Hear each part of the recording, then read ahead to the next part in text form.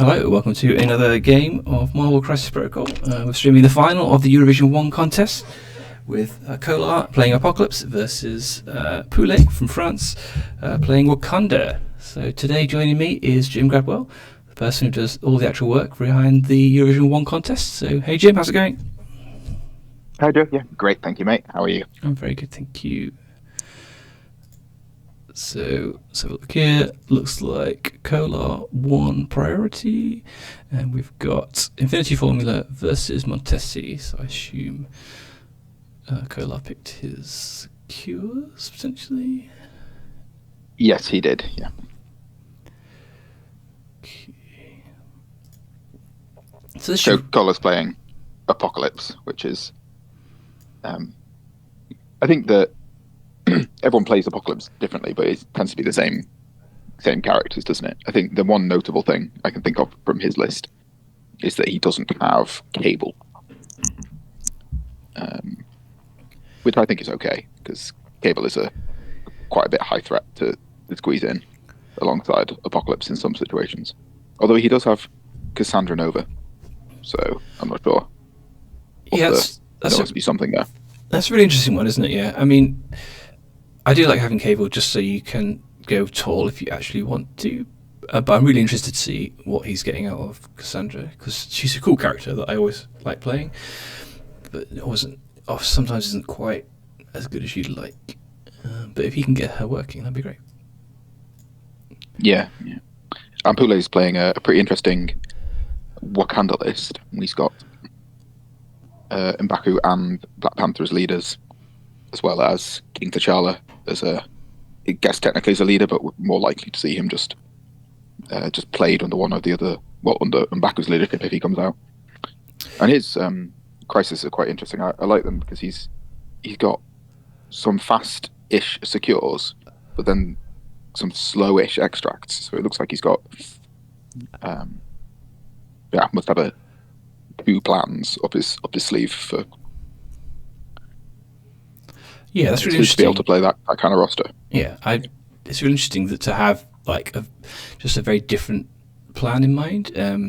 I think this M'Baku list is catching a few people off guard as to how good it is because it's got to the final of both this and the TTS League. So it's quite interesting that it's doing so well without necessarily being on anyone's radar. Yeah. How much of it do you think is M'Baku, and how much of it do you think is King T'Challa?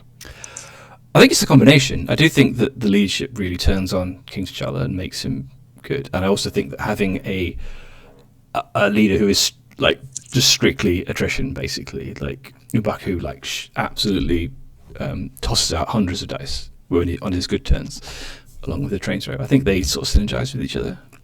So I think it is a case of both of them working together rather than it just being King T being busted. Cool. And if you had to think on this crisis combination, Infinity Formula and Montesi, which version of Wakanda might come out without priority? Yes, it's interesting, isn't it? I feel like Poulay just favours the fighty version. Yeah. So, if it was me, I don't know what threat was picked, but I'd 100% be playing like 18 threat here with Black Panther and Black Panther as a leader and Shuri and trying to push people off points and win that way. Yeah, and I think that M'Baku plus King T is quite well positioned into Apocalypse because M'Baku can throw Apocalypse, which is absolutely nutty, and King T can just absolutely melt him with like one shot. Because he doesn't toss out any conditions, so he's not getting extra healing. Oh, that's interesting. Yeah, I've just realised as well. Like, I think isn't Black Panther's original Black Panther's push limited to size 3? It is, yeah. It is, yeah, and so is Shuri. So I guess maybe it's possible we won't see either of those characters with Apocalypse certainly being. Okay, so we have got the 5 wide from both sides, and we have got M'Baku KMT, and we have got. So yeah, let's go through these quickly. So on the Apocalypse side, we've got Apocalypse, Beast, Toad, Magic, and Deadpool. We'll have to see which cards they get, and then on the Wakanda side, so all affiliated Wakanda. That's interesting. Oh no, Zima's there as well. Sorry. So M'Baku, Okoye, King T, Shuri, and Baron Zemo. So cards wise, Wakanda, we've got Warpath, Indomitable, Recal, Wakanda Forever, and Spiritual Wakanda.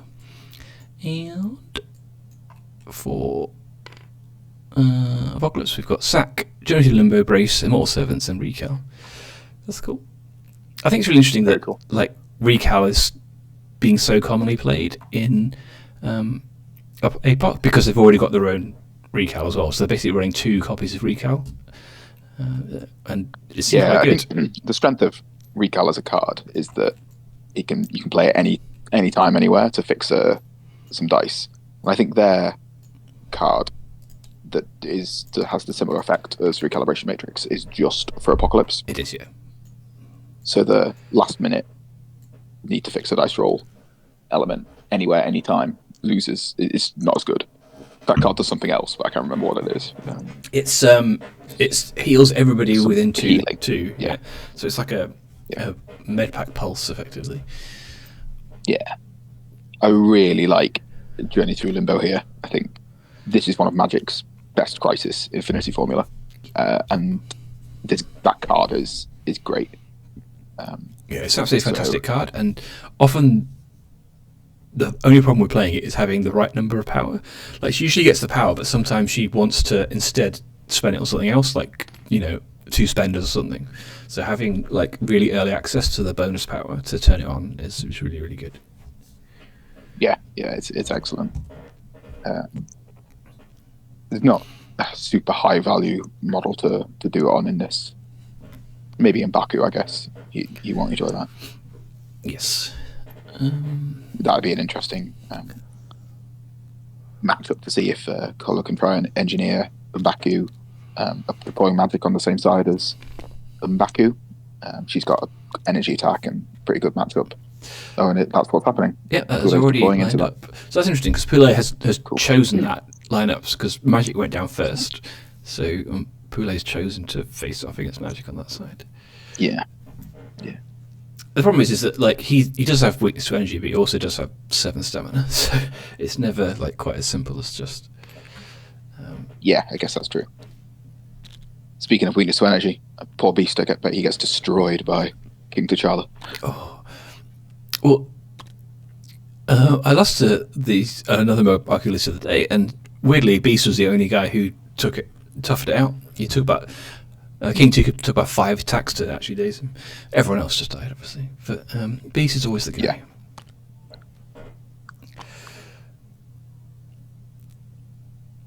Excellent. So I've only played a few games against Apocalypse, and no games with him. How do you, when you play against him, Joe? Mm-hmm. I don't know how many times you've done that. How much thought or like mental power do you put into keeping track of all the extra shit? So the only one cards and the evolution token. The only one you need to really care about is Pestilence, because that's like the positioning one. Like the war and death are just basically, they can punch you slightly better occasionally. It's not a huge thing to worry about because like lots of models punch good or bad depending on whether they pay for their spender and stuff. So it's kind of like within the same context as how you understand a model normally. If they've got power, they hit harder effectively. And I guess you have to look at for famine as well in terms of like placing. But yeah, the main one is Pestilence, and then the rerolls thing. Sometimes is famine the Space Jam one? Yes, basically. Yeah.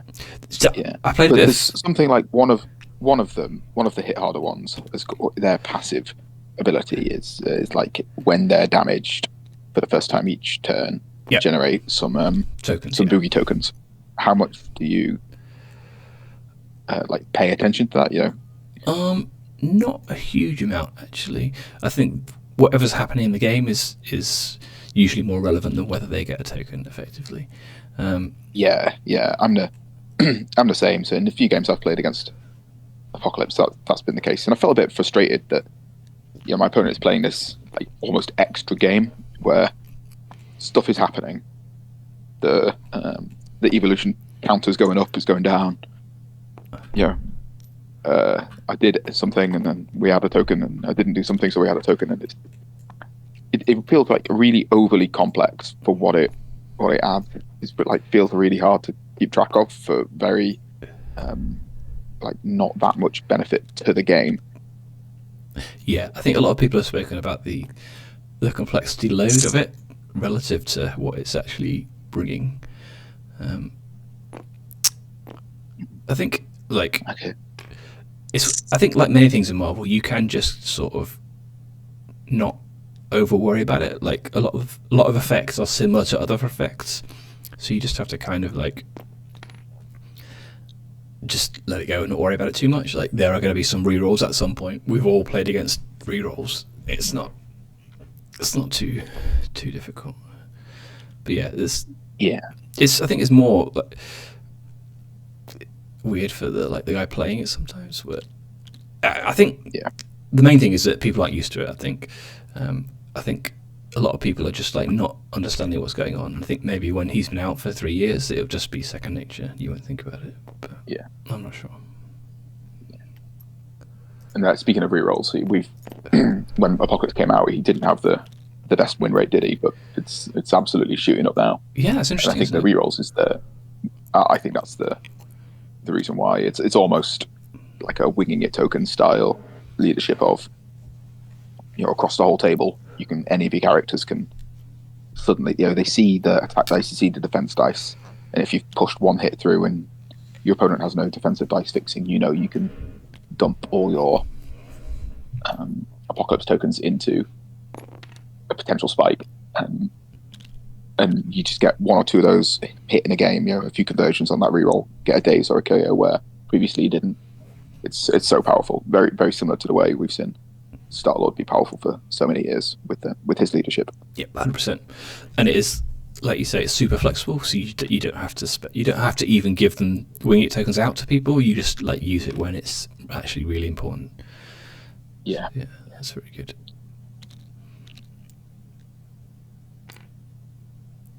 Poulay is using the M'Baku leadership, I assume. We haven't checked, but I can't imagine he's using the King T one. I've never seen it. No. So Beast is going to go. Looks like he might be going for a bit of an adventurous wander. Put some tokens down on people. Beast is seeing a bit of a renaissance, isn't he, with Apocalypse? He's incredible, isn't he? I think I've only started playing him recently, having picked up him in Humans. And he's so good, isn't he? At what he does. He's just such a workhorse. He's just like nothing he does is spectacular, but he just does lots and lots of really really useful things all the time. It's just like sort of underrated model in the sense that he's just always doing the things that actually win you the game. The throw being so cheap, only costing 2, and the fact that he has 6 stamina on his front side. This means and with the rerolls, obviously got 2 sources of rerolls defensively in Apocalypse lists. It means that he's usually alive a little bit longer than. Yeah, he's really really durable a lot of the time. Like his rerolls are on dodges as well, so he's rolling 4 physical defense with up to 3 rerolls. So like if you really need him to survive, he's rolling 7 block dice against terrain throws. So it's just like it's very effective. Size 3 as well, which can be relevant sometimes. Yep. So it's interesting that Poulay moved these 2 guys over here directly opposite Beast to get pestilence bombs, because you could have potentially done that M'Baku move first and then not had that come up. Because I think Kollar was always going to leave Apocalypse to last. Yeah. Can Apocalypse hit one of these back B points? Oh, easily, so, 100%. Yeah, he can get there without. I think even with that car being in the way, he can still reach, because he's going to do his famine hop as well. Yeah, that's the thing that's coolest I found about this playing Apocalypse, is that how far Apocalypse goes on turn 1. You can, basically hit any point on the board, like even, home extremities and stuff with him if you really need to. Yeah, that's brilliant.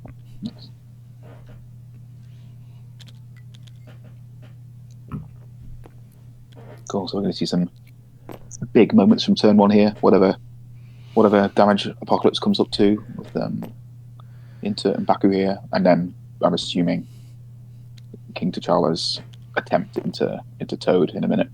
Yes. So importantly, King T's not going to have 3 power immediately, with his bonus power to bound this turn. So let's see what Apocalypse does here. Because yeah, I mean, if this goes well, I mean, Apocalypse is double tapping M'Baku's top of turn with priority, and potentially getting rid of him. It's not been huge so far, I think though. Poulay has. Oh, it doesn't have. Yeah. So that's interesting. He's converted both the crits, so it looks like he's going to get 3 through, plus a condition. So that's a pretty good start.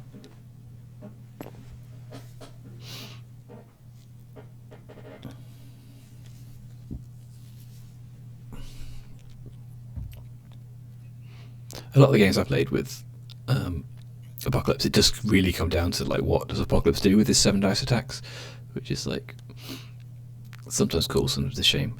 Because if he spends his whole game whiffing, then suddenly you've got a 6 threat doing absolutely nothing, and it can be quite difficult to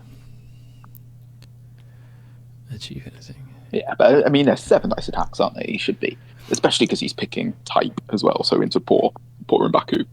Oh yeah, sure. But I mean, there are different ways of whiffing. For example, I had a game recently where he, instead of doing nothing, he just put someone to 1 away from dying, so they had all the power in the world to like kill him back, sort of stuff. So it's like, so yeah, he's going to have a little bit of a poke at Toad. He's got his wild, so Toad's blocking 2, so he's not dying, and he's probably going to run away now.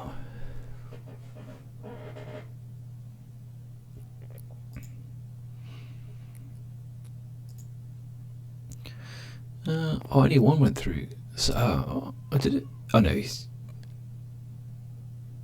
Yes. That's interesting. So I imagine there that Poulay declined to use the leadership, so he didn't give Toad 2 power to Slippery. Yeah. That makes sense. Yeah, that's interesting. So I guess with the timing of that is he must have chosen to do that before Kollar decided to use evolution tokens. So yeah, if I was after that, I may have decided to try and reroll out of one of these successes with that 1 remaining evolution token. That would have been really good to get the fuck out of there. Yeah, that would have been really smart, because like Toad is just dead if he stays there, and you really don't want to activate him first. So yeah, that would have been a really good move.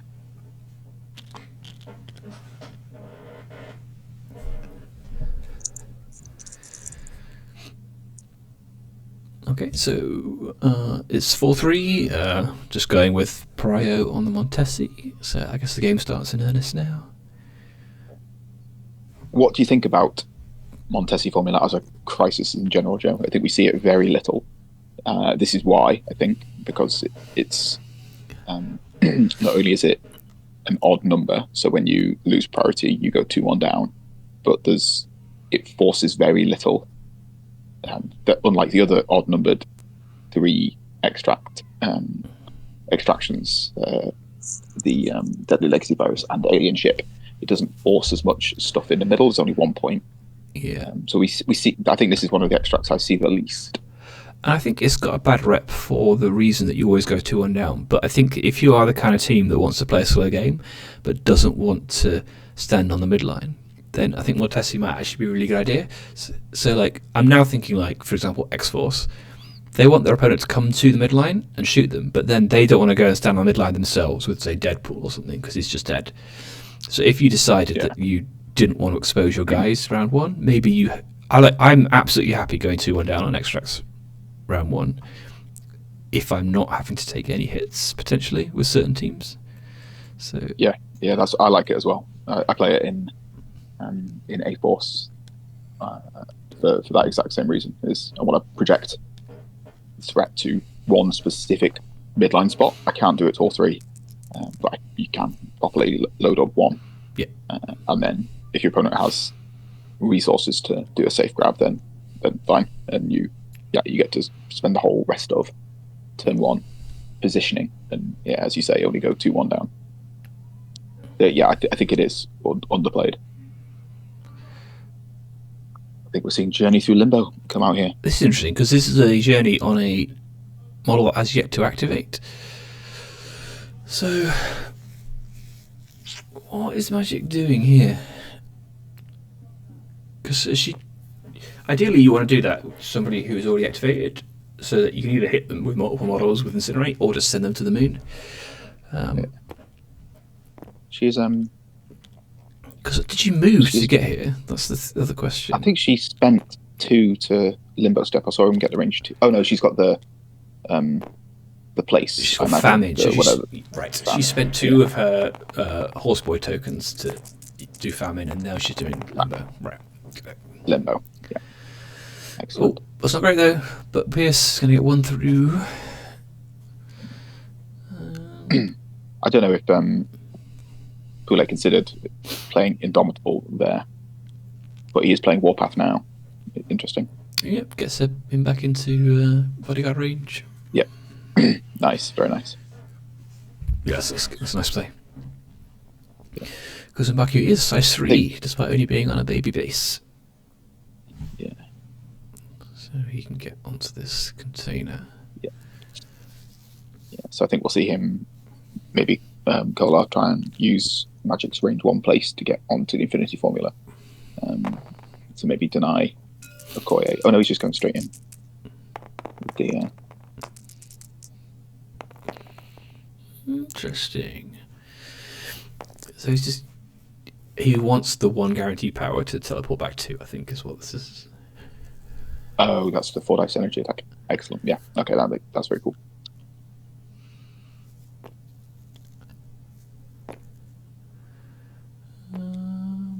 Or maybe he didn't do that.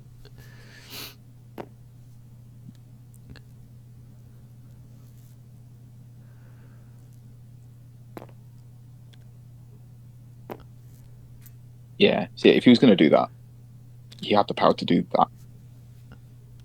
Oh no, what? Didn't he get 1 power from? Yeah, he should have attack into. He should have had 1 more power, I think. Yeah, I think so. He should definitely have had the 1 power from attacking Mbaku, and then he could have done that and then put 5 Death Mystic into Okoye there. Yeah. Is this the death of Toad? Is this immediate? It does feel that way, doesn't it? We've definitely we feel like Magic has traded that activation for a dead Toad.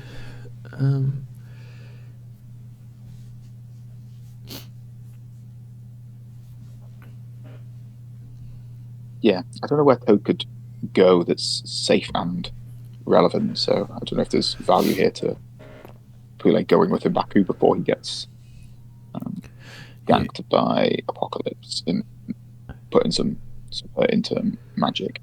Apocalypse can't displace No. either Mbaku or Okoye carry, so he is getting the bodyguard. He is can if he roots Mbaku and he can throw on the builder, but that's not going to be likely. Right, okay. Yeah. Straight up Wakanda forever. Here we go. All right, off we are. That's interesting. He's spending on Okoye, so Okoye's on 0 power now for bodyguard and stuff. That is very interesting indeed.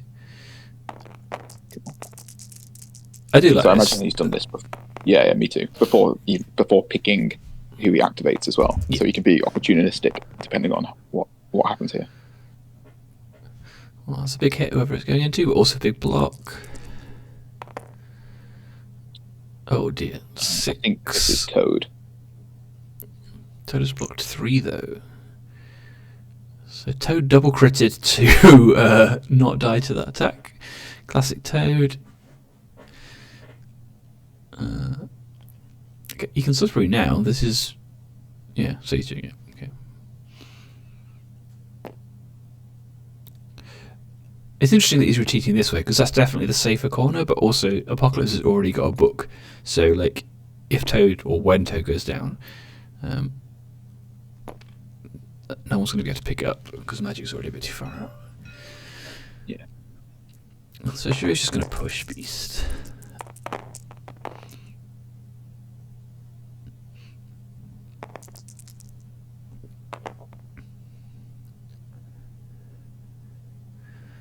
Give him a bit of power.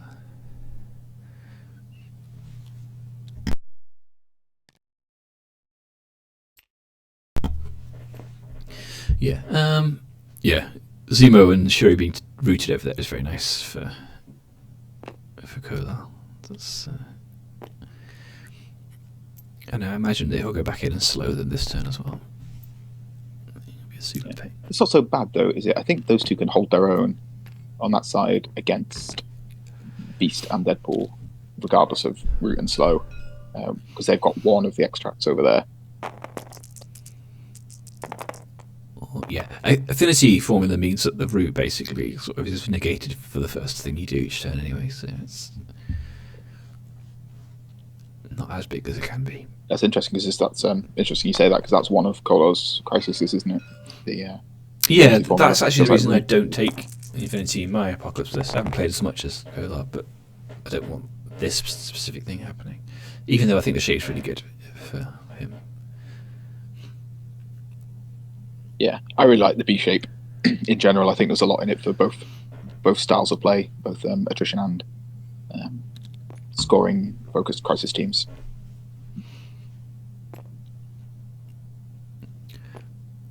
Yeah, I think most of the most interesting games I've had have been on Bs, I think, or a lot of really interesting games I have. Because, like, as you say, like, you can score out, but of course you can just, like, win by fighting.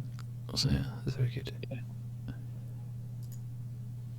So I think that's M'Baku now able to spend a... he's activating M'Baku now? Well, that's really interesting, because M'Baku got his pursuit off his Wakanda Forever attack, which actually has given him the action economy to go and get Toad. That's really smart. Yeah. Yeah. And that's that's the great thing about Poulay's play there, of just straight playing Wakanda Forever with it before doing anything, because it's a really good time to do it. He can see how things go. You know, maybe King T'Challa kills Toad straight up. Maybe he whiffs entirely. You know, there's so many things that could have happened there. Yeah, and now he can spend the Apocalypse on top and potentially throw him. I think it's a medium. Which I imagine. Yeah. Which I imagine is why Toad didn't brace the. Yeah, Jesus, he's throwing size 4 medium throw. It's like automatic as well. Like, you don't need a trigger. That's his. Every time I read a spender, I'm like, surely that's not right. Yeah. He's cool guy. And he got the trigger as well, so he can then advance short directly away from Apocalypse and then punch magic. Yeah, the spender is absolutely nutty. It's just so good. Yeah, very cool. You look at what other models like Shocker get for 4 power on their spender. It's like it's not quite the same. Yeah, he's not so cool as M'Baku, isn't he? He's not. It's mad how some spenders you read them and you think, yeah, Wild Dagger or whatever, but yeah, you read M'Baku spender or Kingpin spender. You're like, what the fuck? Why is these are not the same. Before damage, automatic, stagger as well. Why not? It's just yeah, great stuff. Great. Yeah, that's huge. That's a fantastic activation from Poulay. Yeah, exactly. And I think the best thing about it was how, not the half part about it, but how he went straight in with Wakanda Forever and just think I'll just see what happens. You know, he's getting to roll 4 attacks and then picking which character he activates. Yeah, I've not seen Wakanda Forever used that way before, but it was really, really cool. Yeah. So Heisman, he did 2 actions. His first action was just a builder into Toad, who had taken another builder from Wakanda Forever from King T. No, I think his first he threw a bit of train into Toad. Oh, did he? Oh, okay. Yeah. I did not realise that. Yeah. So if that's true, then yeah, he has only taken 1 activation. I mean, I guess his spender is basically 4 actions in one. He probably feels like he's taking it. Yeah, I think that's about right. Unless I've missed something. Yeah, he could have had an attack into magic here. Yeah, that's interesting. Yeah, that would have been huge as well. So yeah, now we've got extra advantage with Poulay, and King Mbaku's nicely tucked away next to Okoye, although she doesn't have power to bodyguard. And Beast is in a little bit of trouble here because King T can bound in and double attack him. Potentially.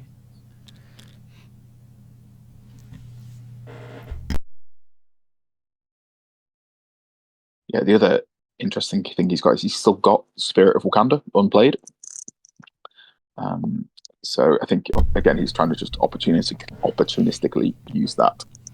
One thing I think he might be able to do is if Okoye can do that 2 damage with her builder into magic, he's got the ability to heal Mbaku a bit, should he want.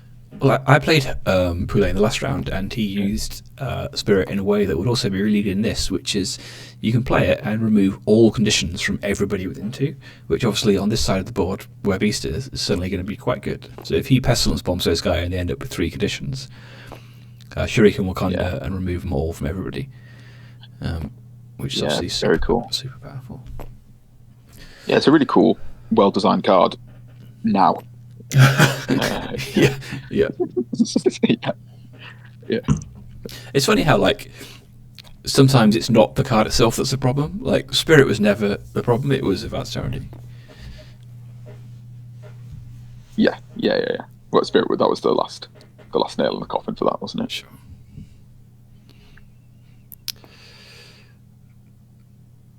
So yeah, this is a real knot for Kollar to unpick here because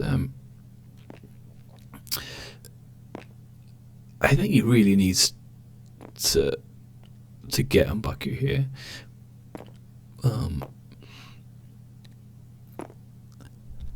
Because next turn Okoye will have bodyguard power.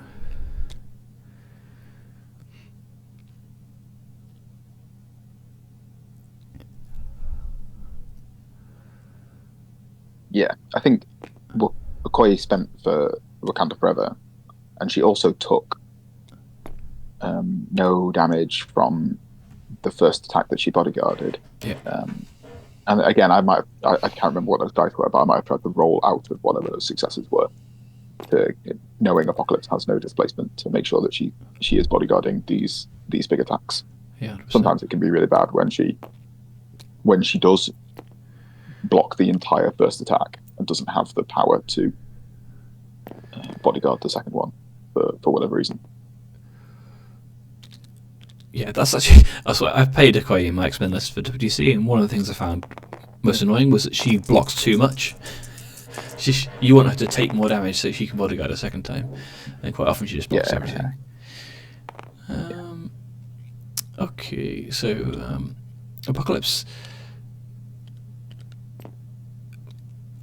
I guess he found first. I thought he looked like he moved first. I might have read it wrong, but yeah. And then he's got rid of he famined and then moved and then attacked. Right.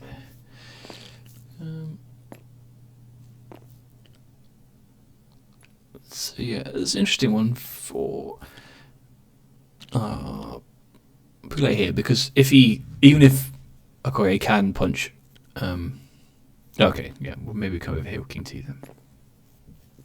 Yeah, I think coming down here with King T's the best, because then King T's on the side of the board where there are two extracts as opposed to just 100%. Just one.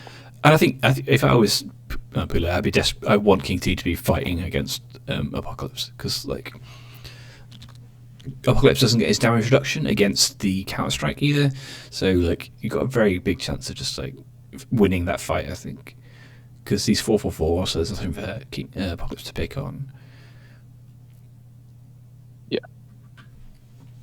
Yeah.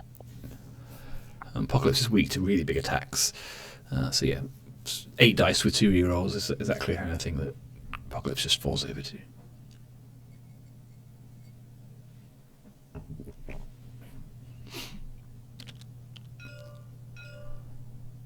Yeah, and he doesn't have to do it right now, does he? Because Beast can't reach this. Well, Beast can slow King to Charlotte. Oh right, that would suck. which, yeah, I think would be pretty powerful at this stage. I mean, you can spirit out of it, but then you've used the card. Yeah. So yeah, we're having a slap fight over here. Kollar trying to poke magic. Not doing a huge amount of stuff. Yeah, so nothing happening. That was unlucky.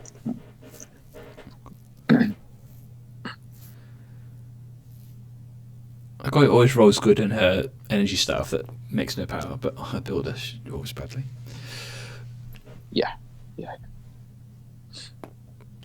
So here, what you called probably some form of slow into.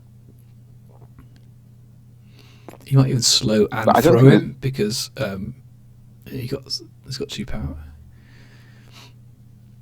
Oh yeah. Okay. Yeah, that might be just Poulay's some familiarity with Apocalypse. I didn't realize he could be slowed there. With that in mind, there's no reason to not just go with Kollar immediately last activation instead of Okoye. But yeah, I mean that's hard to know without shitloads of games into Apocalypse. Totally.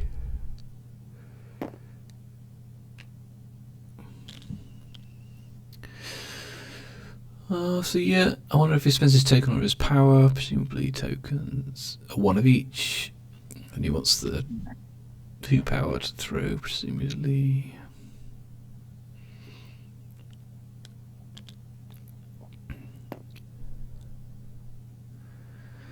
Cool. It'd be interesting to see what Beast does next because I don't think he's quite got movement to get back to his home. Infinity, maybe. No, I can't see if you would need to probably stand on that building, but yeah, I like attacking Shuri here. She might as well give her a poke. Like, what's she gonna do? Oh, yeah, maybe you'll give her the power for her spender, so she can actually do something. But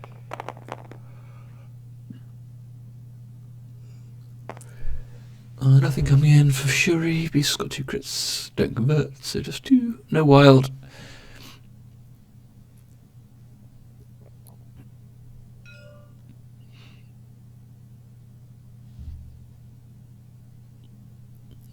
I think Poulay's in a pretty good spot here. He's got the power of going last, and sometimes that can be even like you're doubly good on B maps where you get to go last on both sides of the map, and you've got your opponent has to let you basically. As soon as they activate their last model on one side, you respond on the same side, and then same thing on the other. Yep. It could be really powerful, and I think he's got that big advantage here that he can wander. King T'Challa, he's in a great position actually to affect either side, but going last probably. So he's got Zemo and Shuri to roll with here. Zemo's going to make a big mess into somebody in a minute with Shuri's rerolls and his own.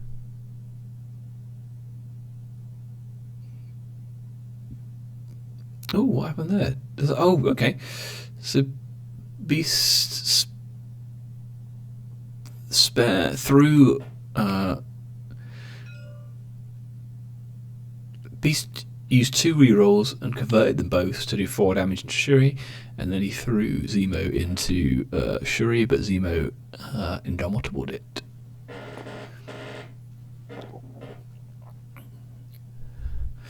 So yeah, it looks like Shuri's trying to set up a spirit turn to get rid of those conditions.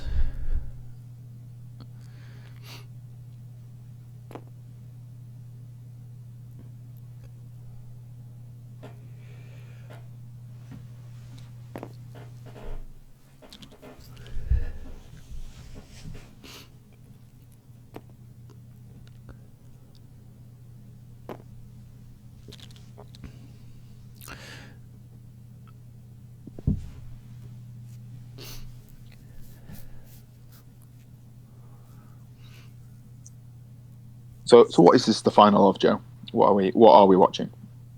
We're watching the Eurovision Wong contest, which is a tournament that we both run. for people who want to play rated games of Marvel Crisis Protocol. So slightly more competitive, but everybody's welcome. And I think it's been really fun, really successful. Seems to be kicking off well now, filling up at 32. And lots of cool, nice players and fun games. Have you got anything to add? Yeah, I do. I'd really like it if everybody referred to it as the Eurovision Wong contest. Spent a lot of time on that particular pun, and it just being referred to as Wong, I think doesn't do the entire justice to the 45 minutes I spent looking at all Marvel characters and puns related to Europe. So it is the Eurovision Wong contest, and I think it needs to be the full name each time. I think that's a perfectly respectable request. Yeah, excellent. But yeah, no, I just echo that the aim is to get European time zone regular games amongst players who want to improve and play. I mean, competitive isn't necessarily the best word, but because we're not trying to be cutthroat. They're some of the most relaxed games I've had, but just competitive in the sense of you're playing good players consistently. Yes, absolutely. It's a bit unlucky there. I'm sure he's like a nanometer out of getting both of these characters, but I guess he doesn't mind too much. So he's going to Spirit, get rid of that slow on King T. So it looks like Poulay is looking to rotate remove down. it. Yeah. It removes everything. Does that remove it from him as well? Yeah. Very cool. Yeah, so it's just like gets rid of everybody's. Is Shuri probably getting capped here by Deadpool? Oh, you'd imagine so, wouldn't you? You'd have to think so. Yeah. The problem with that, of course, is that Zemo's got the book, but he's not really. Yeah, it's a good point, actually. Maybe I would. It's tricky. Part of me wants to leave Shuri like that because she's not on a secure on 1 health. What she could, it'd be much better if next turn she was like that. But she does have the power to dump into rerolls for Zemo. So I think on round 2 of the game, I'd be looking to daze her because I just want to get KO as quickly as possible. So a turn around 3 KO rather than round 4 KO is just so much more tempo that I think I'd be happy to get rid of her at this stage. Yeah, I think I'm the opposite. I think I would ignore her because she's not scoring a point this turn, definitely, and she is just because of how the game's going. Is that dedicating a full activation next turn? Which is probably what it would take to KO her, isn't going to score you any points. Sure. Whereas just doing 1 damage incidentally to her, I think Beast can guarantee it, can't he, with this fucking pestilence thing, or the throw because Poulay's got no braces. So you can guarantee dazing her next turn for very very little resources. I would probably leave her alive here. Yeah, that makes sense. But I'm not saying it's right. It's just one of those interesting discussion points. No, I think it's really interesting. Why? My thoughts were, I'm assuming that King T is going to rotate down to this board, and then if we KO Shuri next turn, that leaves a 2-on-1 this side. So you'd be hoping to get this book back off Zemo with that 2-on-1 that you're going to get, and then win both these secures. Yeah. Do those boys KO her though? I think Beast is going to do it. He's absolutely going to do it. Beast is the boy. He does what he wants. Yeah. What have we missed here? 2 damage into Deadpool. He's going into Zemo. Yeah. So it looks like he must have got the rapid fire. Zemo. Yeah. Okay, we'll just kill Zemo. So that's also good. Yeah. Oh no, Zemo's blocked well, so it's fine. Yeah.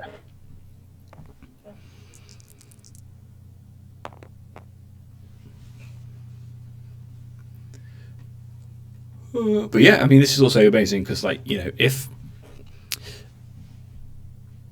Poulay doesn't activate one of these 2 models first next round, then they might both die, and then there's a huge advantage. Well, Kollar has priority, so he's going. Yeah, I know, but I mean, whatever his first activation is, of the game. Oh yeah, Sure. Yeah. Off the round, sorry. Oh, he's just done him. So yeah, it's fine. We've just got rid of him. Yeah. Oh, Deadpool. He's pretty cool when he rolls well. Oh dear. Yeah. It's He's a not pretty big swing. my kind of character, Deadpool, but it's huge. Yeah.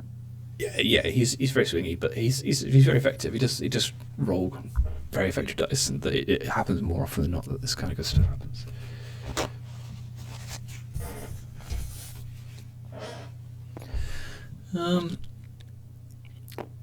Yeah, interesting. But yeah, that's an activation off of Poulay, which is obviously very very important.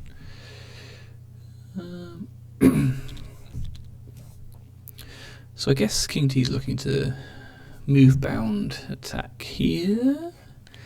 It'd be interesting whether he goes into Apocalypse or Magic. So I guess at the start of the game, you have to kind of decide: are you going to ignore Apocalypse, or are you going to go straight for him? Yeah, I'd be inclined to ignore him now that you've used Wakanda Forever for that, third attack to really get him.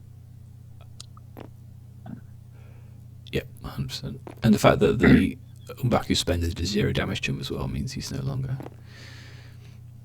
Oh yeah, that's.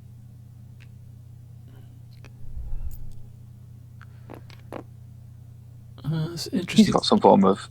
He could have. He's got quite a lot of power. He could have maybe spended Apocalypse here, because that gets you the move, doesn't it? He could have picked up Spended, move on to Apocalypse's point, yeah, or even Spended Magic and then moved on to Apocalypse's point. Just to tie that up. So yeah, that was definitely an option. This is fine though, isn't it? Yeah, this is really likely to Daze Magic. Oh, 100%. Yeah. But yeah, I mean, I guess that's a VP left on the floor, effectively. So I guess we'll see whether it matters. Oh, Magic is recalling. So this happens after the leadership trigger. So we don't know if Poulay's used it, but if he has, that's gone to waste.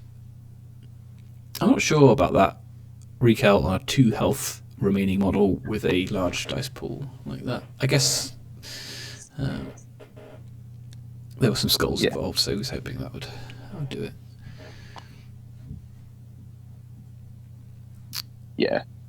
Yeah, me neither. I wouldn't have done that, but recal's a fickle beast, isn't it? Sometimes you just got to do it. Yeah, you just give it a tickle, see what happens. Yeah. So but I would 7-5 to Kollar and Apocalypse. Sorry, go ahead. Yeah, I'm just saying that the loss of recal now potentially makes going into Apocalypse a bit more viable for King T'Challa next turn. Although he's still got the Immortal Servants is that the card that is also Recalibration Matrix. Yeah, that's private recal. Yeah. That's private recal, yeah. Okay, so 4 reroll tokens. Cool. I have to see what happens here. This is what's always difficult about Shuri, because like she's got 7 power and 1 health left, and most models in this situation you could get a really good activation out of them, but you maybe get 1 spender and 1 builder, but it's not as.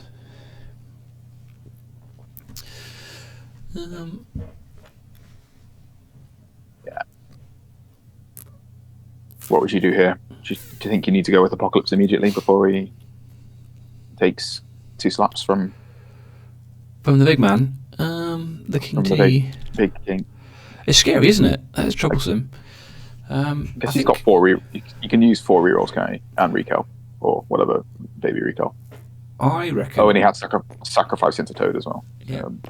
I reckon I would just be trying to daze both these models with Beast now, and then just 100% win this bottom side of the board, go up to 10 victory points at worst. Yeah.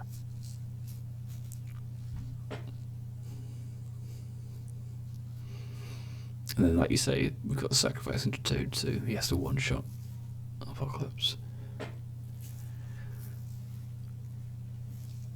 Yeah, rough. I don't know. Does Beast get both of these? Zemo and we're going to find out. We're going to find out. I mean, it's a throw and 2 5 dice builders at worst. So maybe not. Yeah, because he's got 4 rerolls, remember, so he can just put all of his resources into trying to get it. Yeah, I think if he rolls the wild, doesn't that turn on Master Swordsman? It does, but it might also turn on the spender if. If he goes big on the yeah. Yeah, this is what I would have done. So Beast has rolled pretty well. He sculled 1 skull, 2 things. Is he going to reroll? He is. Yeah, I like this. Just put your resources in. Try and get where you want to get. 4 coming in. You can do the automatic. You can do the automatic 1 damage, can't he? With Pestilence. He afterwards. can, yes. So he can just move Pestilence here if he wants to. Gross.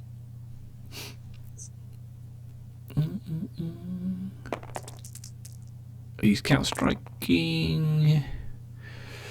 Game 2. 2 damage in. Oh, 3 damage in, sorry. Jesus. Oh, it's a good counter strike.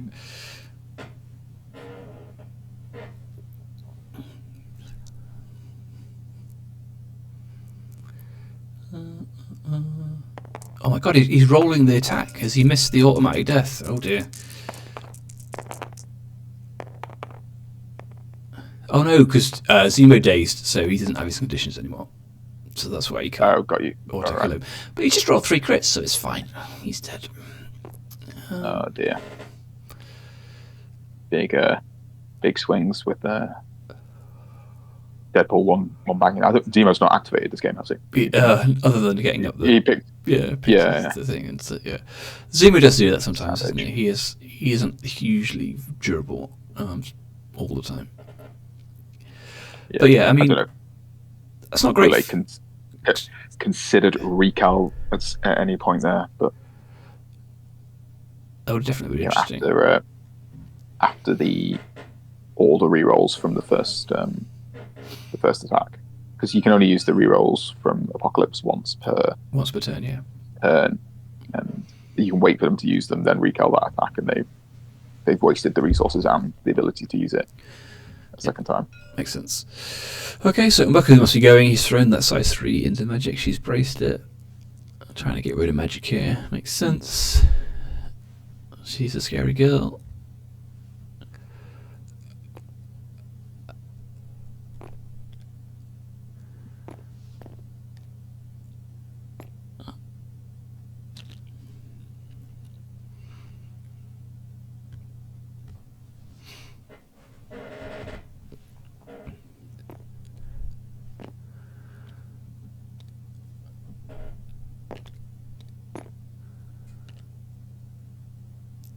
Okay, so King T is going straight for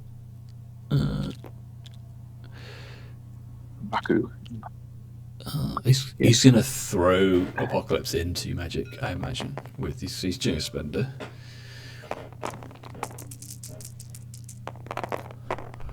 Yeah, I don't love this because it's not likely to daze magic. I guess it is putting a lot of damage into. This is big damage into Apocalypse. Yeah. Oh, he's got the trigger as well, hasn't he? Or further. Yeah, for the bonus attack. So we're getting our recal, Mortal Servants rerolls from Apocalypse.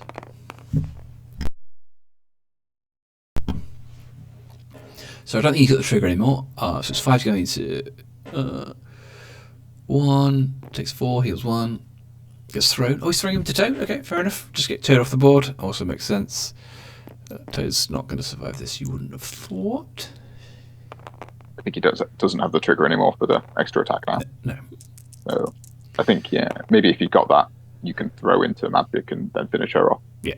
For sure. So, yeah, that's the end of War Toad.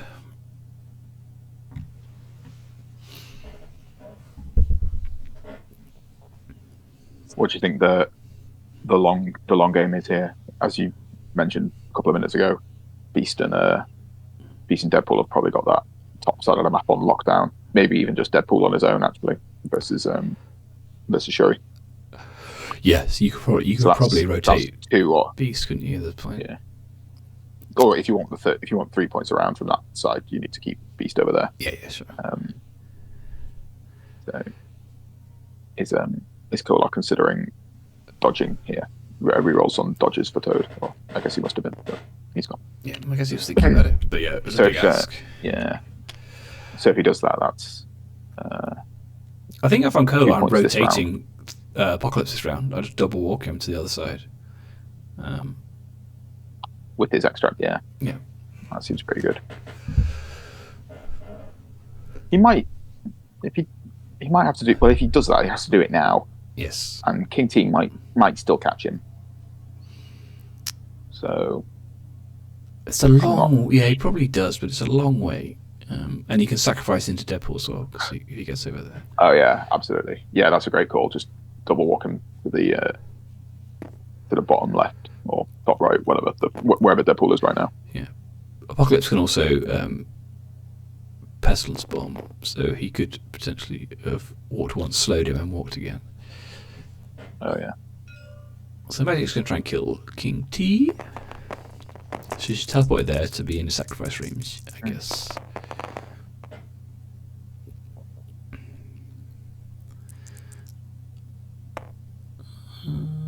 So she's got the Pierce, so doing 3, and I guess she'll be looking at a spender now. I think this makes sense from Kollar. You just have to get rid of King T. He has to not activate, otherwise he's going to just absolutely murder somebody. Oh, Counter Strike does 2. Magic's now got enough to spend a pick up and teleport 3. Get miles away from Shuri. Sorry, Okoye. Oh, Magic Spender's so cool. It is pretty cool, isn't it? Poulay's rocked well. I can't see Magic's yet. Magic's rolled well as well. So 5 going into 3. That's not enough. So King T is alive. Yeah. Unless he could use the rerolls, and then It's a great opportunity because of the skulls count as well. So, oh, he's not using it. Recal as well. Oh, I definitely would have rerolled there because I think you're in so much trouble. Oh, he's doing it. Yeah, he's fine. Yeah. I think just Poulay jumped the gun there. Yeah. Oh, I need to go out 2 of these. And so that's 6. So yeah, then now Recal from Recal's really not that great against this attack because the skulls count for her on both sides. So yeah. So that's 6 into 1 now. So he's still dead. Yeah. Oh, you've still got to use it. But, yeah, of course. Yeah. Yeah. So Magic's now just going to get the hell out of dodge. Oh, that is rough. Yeah, taking away T'Challa and Zemo's activations this round. Yep. Really nasty. I mean, now that's worked, I really like it as a play. Because you do need to be proactive and not just run away sometimes. Yeah. That might have been a turn too early had he gone with the Apocalypse there and run away. I still think that wins long game. But the nice thing about the play that he made there was that he had the backup of if he missed it, he is in sacrifice range. Yep. For Apocalypse, so he can sink all of his rerolls and what have you into the first attack, and then just sacrifices the second one to Magic. But now he gets everything. Yeah, Magic also drained the power off of Okoye when she famine hopped, so she didn't have power to bodyguard anyway. Right, nice. I think T'Challa was out too. But.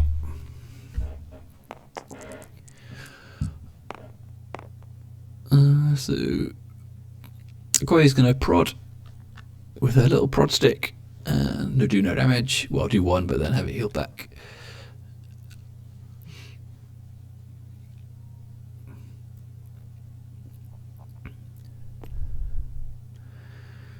So yeah, it looks a really strong turn here for now from Kollar. He's going to get all 3 books and at least 2 secures.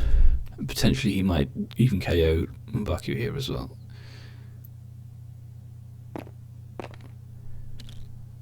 Yeah, awful. So yeah, we're looking at 5-1 probably on this round.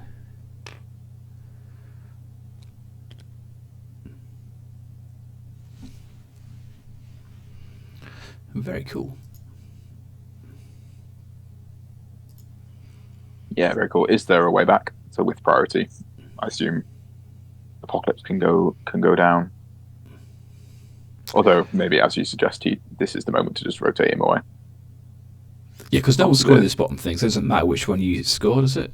So like, yeah. There's 2 choices out there. Either, yeah, he's going for it. Yeah.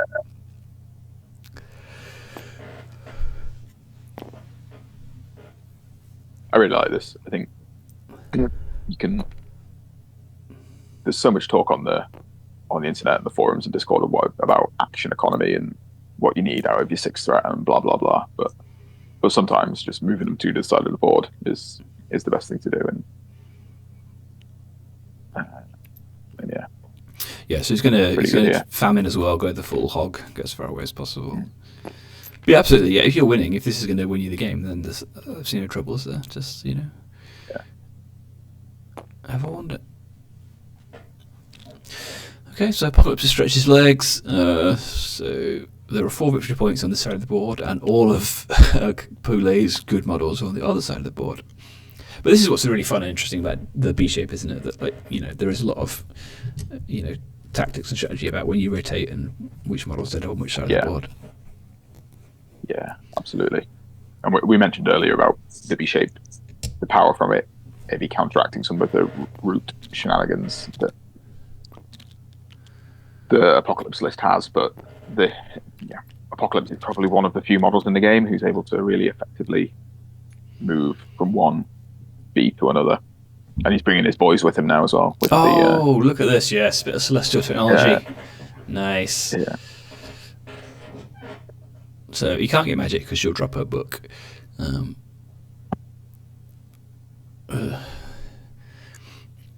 mean, maybe he'll do it anyway. He only needs 4 points to win. Maybe he just. He could. Yeah. Yeah. What's Sherry going to do? Taste them all. Yeah. Yeah. So he's doing it, and I like this. Yeah, you got your 4 points on the other side of the board. Just get your model. She'll 100% get KO'd by King T there anyway, so you don't need to worry about it. And this gives Apocalypse a lot more agency to what he does on his activation.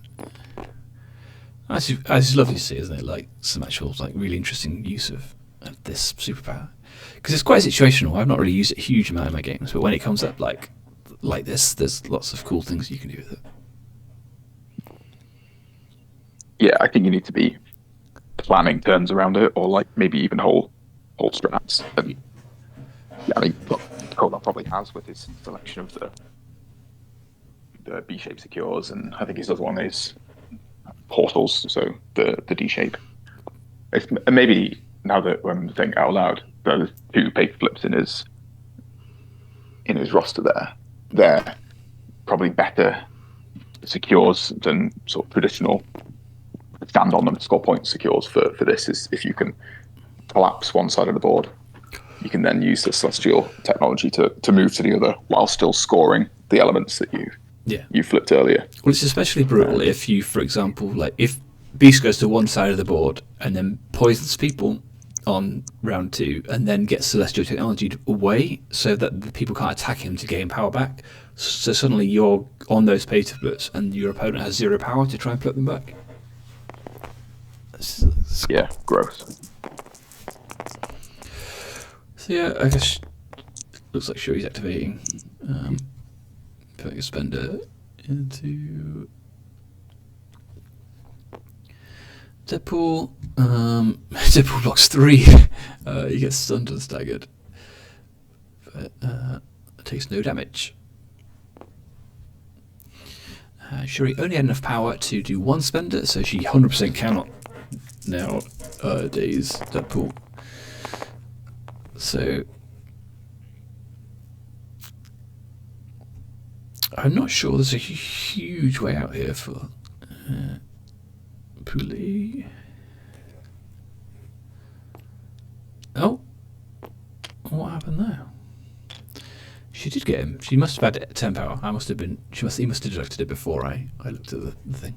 So yep, so she has killed Deadpool. Picked up his thing. And now she just has to, she hasn't picked it up. And now she just has to survive an Apocalypse activation. And a Beast activation. And Magic activation. You might have rolled a crit or something on the first attack and got yes. Or a skull, whichever it is she counts. She's something of a scientist, but I don't know what kind. It's mad how this all swung from the first time Deadpool KO'd Zemo from full. Yeah, 100%. Like, if that doesn't happen and Zemo activates, like it could be completely different. Like he could charge Deadpool and maybe daze him, for example, and then we got a whole different game. It's not just that he activates; it's that he swung. Yeah, he had a secure and an extract. Yes, and a full activation, and then being able to be KO'd the next turn. Like he wouldn't have even been in range to be attacked by Beast if he'd been able to charge onto the other if he was secure. So it's a huge swing, wasn't it? Huge. Yeah. So Magic's gonna have a little wander up here, I guess.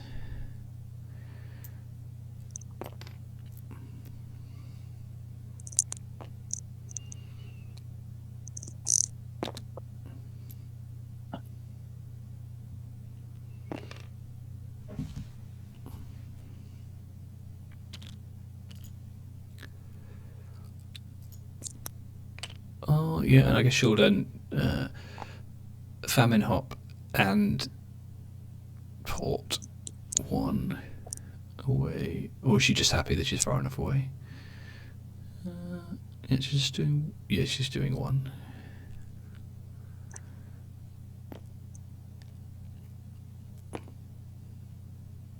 Okay, no, she's spending one power from herself and one power from a Horseman token just to do the famine hop. And then she's going to leave it at that. It looks like she's far enough away, doesn't it? It's just to generate tokens. Yes, so it gets one back. So she spent one, gained one. I think Poulay's just playing it out for points at this stage, isn't he? I'm not sure he can affect. No, Kollar's got, unless King T comes down and one shots. Yeah, I think he can get within 3 of Apocalypse. I'm not sure if he can get within medium to pick it up after. I think that's within medium, but sure. Still, it's not great, is it? No. And even if he does, he's still not scoring enough to not get just murdered next turn.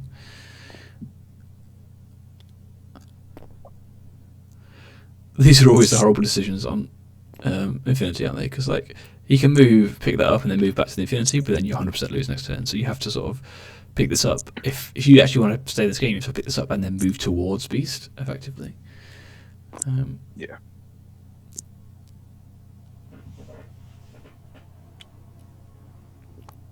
So we'll see here how Poulay feels about the game. So yeah, that's... Yeah, you got to make the score look less bad, don't you? That's it. Let's keep it respectable. That's I don't subscribe to that. I want to win. I think if there was a 1 in a 10,000 chance of winning, I would take that if it meant losing 16-0 or... Yep, 100%. I'm totally in the same camp. Yeah. Like, I mean, we both played Blood Bowl. I've lost several Blood Bowl games 4-0 that I could have just lost 1-0, but like you got to go for it and actually make an effort. Yeah.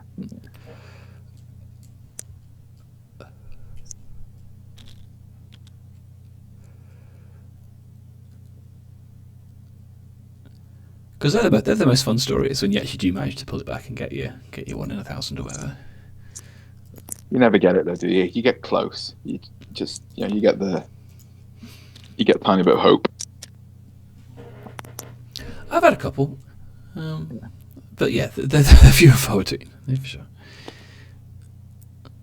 Okay, so Apocalypse is just trying to move over here, hoping that he's now no longer in range of King T, which probably isn't. He still has to sacrifice for the one attack anyway. That's true. So yeah, Sacrifice is such a good card that the longer you don't play it, isn't it?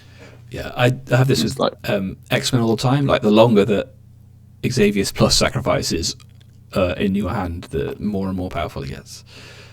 Yeah, well, they're just overpowered, aren't they? So that's they're just nothing to do with broken. They're just totally broken. Complete nonsense.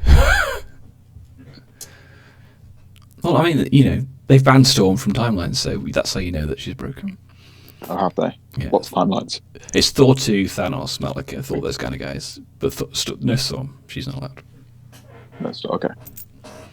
Cool. Well, maybe that can be the special new format for Thor, Malekith, and Thanos. If you're, if you're so inclined, if you're that kind of degenerate, there's now a format for you. Exactly. The new timelines list is actually written in crayon. So that's how you know who it's for.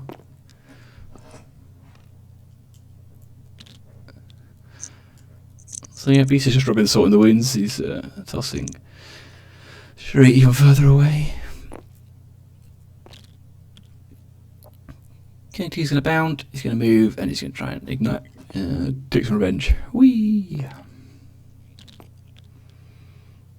I think we spoke about it when it was happening at the time, when Shuri was on 1 health and healthy, and it was a choice of Deadpool going into her or Zemo, and Kollar chose to go into Zemo and spiked or rolled above average or whatever, and that's won the game. And I think looking back at it now, like we were discussing which one of those was the right thing to do, but it's easy to say now, but the upside of one versus the other is just like catastrophic, isn't it? Yes, and that's 100% right. Yeah. Like he's like, if it goes right, it wins you the game, and that's what's happened. So yeah, we can see that like one of those options. If it goes wrong, you've still got probably 3 damage into Zemo or something, and you can pick him up next turn.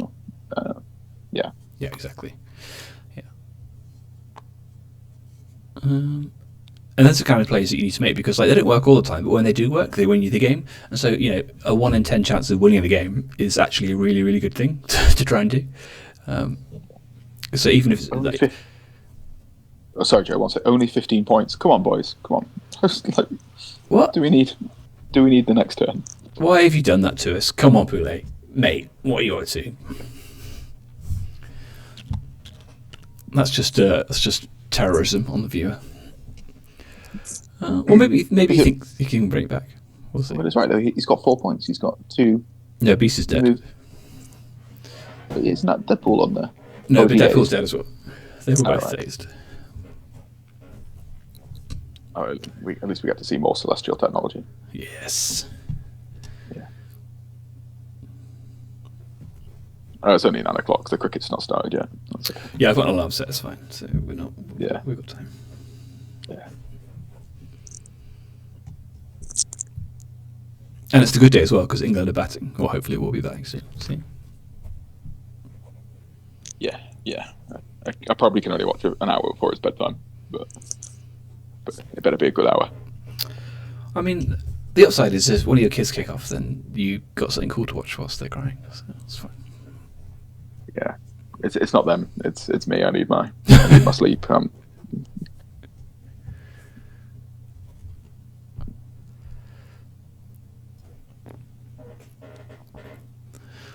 Okay, so he's pulled old Beast in, make him safe, and then Deadpool's off on a little jaunt. What's he going to do?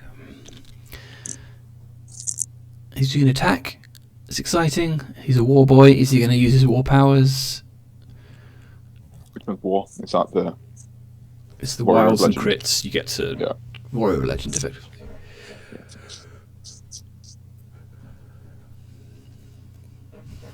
yeah, we're saying at the start of the game that two of those horseman cards are the same thing essentially, and I don't check when I play Apocalypse. I think those two characters add dice or fix dice or something, and you don't remember which one is which until your opponent tells you what they're doing. Until they suddenly just absolutely wreck in your face. It's like, oh yeah, that's what that guy does. I remember now. So Deadpool is doing a spender with war attached. He spent 6, so I guess that's what it is. He's going into old Stabby Man. And he's got 4 rerolls on this as well. So could be spicy. Okay, 2 crits. That's exactly what we want to see on a war attack. So yeah, he doesn't need to do any rerolls because he's already got 8 successes here, which is a 1-shot. That is the end of King T'Challa. Pretty good attack. Cool. And he's still got an attack left, so maybe he can just kill Shuri.